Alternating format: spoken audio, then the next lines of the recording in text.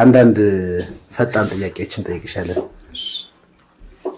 በጣም የምትወጂው በቀ የሚጀምር ፊደል ምንድነው?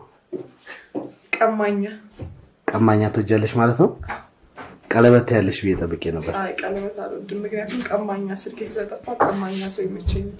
ኦኬ እሺ። በጣም የምትወጂው በጣ የሚጀምር ፊደል? ጠረንገሉ። ጠረንገሉ ምን ማለት ነው? ስድብ ነው። ከስድብ ጋር ብዙ ኮኔክሽን አለሽ ማለት ነው? አዎ። ኦኬ ደስ ይላል በጣም። በጨ የሚጀምር?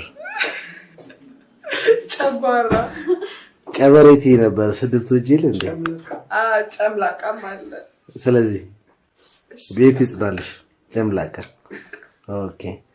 በገ የሚጀምር እስኪ?